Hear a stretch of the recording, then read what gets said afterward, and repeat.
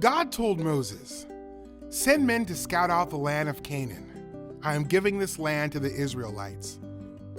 Moses sent out one leader from each family tribe. He told the men what to do. Go see what the land is like and whether the people who live there are strong or weak, few or many. Moses had a lot of questions. Is the land good or bad? Are the cities they live in camps or forts? Is the land good for farming? Are there any trees? Moses said, "Be courageous." So the men went and scouted out the land. They traveled around the land for 40 days. They cut down a cluster of grapes in the valley and carried it on a pole. Then they went back to Moses, Aaron, and the Israelite community to tell them what they saw. "The land is good. It is flowing with milk and honey," they said. "But the people living in the land are strong, and the cities they live in are large and well protected." Then Caleb, one of the spies, said, "We must go up and take possession of the land. We can certainly conquer it with God's help." But the other men disagreed. "The people are stronger than we are. We look like grasshoppers compared to them."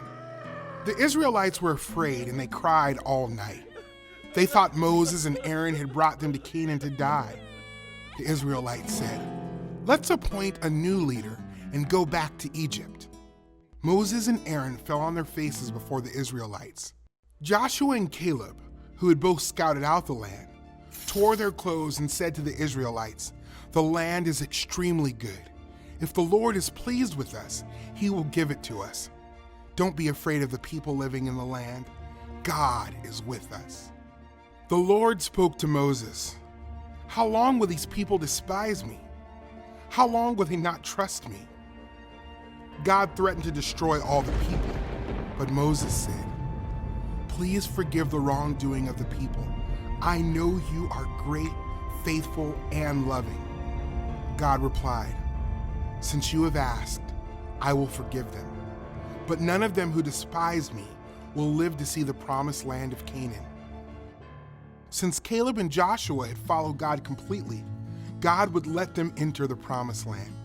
God said that the Israelites who did not trust God would face consequences for their sin. They would wander in the wilderness 40 years, and they would not enter the promised land. All of the spies who went to scout out the land died, except for Joshua and Caleb. Caleb and Joshua trusted God.